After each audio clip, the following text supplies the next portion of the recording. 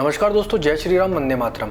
अगर कर्नाटक के अंदर कांग्रेस की सरकार बनती है तो कांग्रेस के द्वारा कर्नाटक में बजरंग दल पर प्रतिबंध लगाने की बात कांग्रेस के द्वारा कही गई है। आने वाले दिनों में कर्नाटक के अंदर चुनाव है जिसमें कि सभी नेता अलग अलग बातें कर रहे हैं, सभी पार्टियां अलग अलग वादे कर रही हैं। इसी बीच कांग्रेस के द्वारा कर्नाटक के अंदर मैनिफेस्टो जारी किया जाता है। अपने मैनिफेस्टो में कांग्रेस ने स्पष्ट किया है, अगर कर्नाटक के अंदर कांग्रेस की सरकार बनती है तो मुसलमानों का आरक्षण बहाल किया जाएगा, गोहत्या पर बना कानून वापस लिया जाएगा और बजरंग दल पर पूर्णतः प्रतिबंध लगा दिया जाएगा। कांग्रेस ने अपना घोषणा पत्र जारी किया है जिसमें कांग्रेस ने कहा है कि बजरंग दल और पीएफआई जैसे संगठनों को बैन किया जाएगा।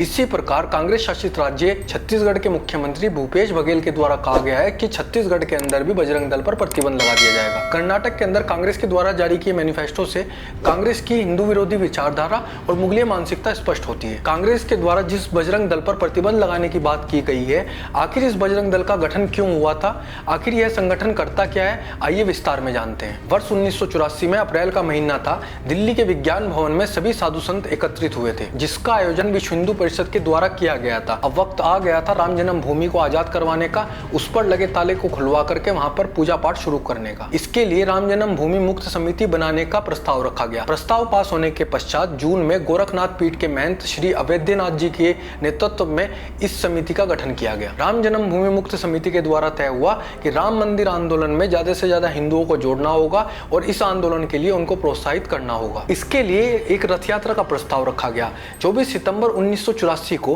राम जानकी रथ यात्रा बिहार के सीतागढ़ी से प्रारंभ होती है। इस विशाल जनसमूह का एक ही लक्ष्य है, श्री राम जन्मभूमि पर मंदिर का पुनर्निर्माण। हमें अपनी अस्मिता पर लगे कलंक को मिटाना है, पंच तत्व में लीन हो चुके देवराह बाबा के स्वप्नों को साकार करना है और आध्यात्म के साथ साथ राष्ट्रवाद वाले पूजनीय संतों का यही आदेश है।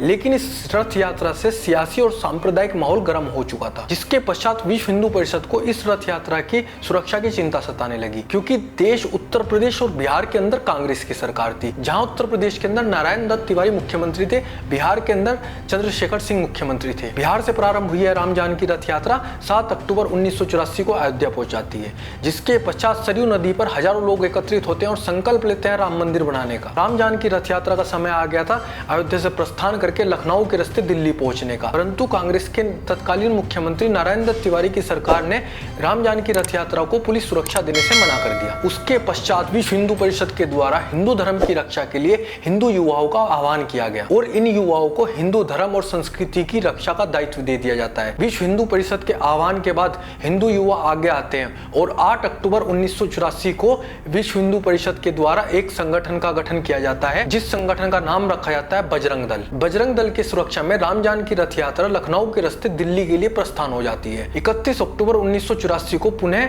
विज्ञान भवन में सभी साधु संतों को एकत्रित होकर इस रथ यात्रा का समापन करना था, लेकिन उसी दिन कांग्रेस की तत्कालीन प्रधानमंत्री श्रीमती इंदिरा गांधी की हत्या हो जाती है, जिसके पश्चात राम जानकी रथ यात्रा का समापन बीच में ही करना पड़ता है। लेकिन बजरंग दल का कारवा आगे बढ़ता गया और नारा दिया गया सेवा, सुरक्षा और संस्कार। और बजरंग दल का संकल्प था अयोध्या में राम जन्मभूमि, मथुरा में कृष्ण जन्मभूमि और काशी में काशी विश्वनाथ मंदिर का निर्माण। इन 3 नारों, इन 3 संकल्प को लेकर बजरंग दल हिंदुत्व का एजेंडा लेकर आगे बढ़ता गया और बजरंग दल के द्वारा संपूर्ण देश में, खास करके पश्चिम उत्तर प्रदेश के अंदर 25 अखाड़े बनाए गए। यह अखाड़े भी संघ की शाखाओं के तर्ज पर बनाए गए। उस समय बजरंग दल का नेतृत्व विनय कटियार जी को सौंपा गया। 8 अक्टूबर 1984 से लेकर आज तक बजरंग दल ने हिंदुओं के हक की लड़ाई में अहम भूमिका निभाई है। चाहे राम मंदिर आंदोलन हो या कृष्ण जन्मभूमि या फिर काशी विश्वनाथ मंदिर को मुगलों के अतिक्रमण से मुक्त कराने का मुद्दा हो। अंततः आप लोग समझ ही गए होंगे कि कांग्रेस को बजरंग दल से क्या समस्या है, क्यों कांग्रेस बजरंग दल पर प्रतिबंध लगाना चाहती है। अगर आप हमारी आने वाली वीडियो देखना चाहते हैं तो चैनल को सब्सक्राइब अवश्य करें।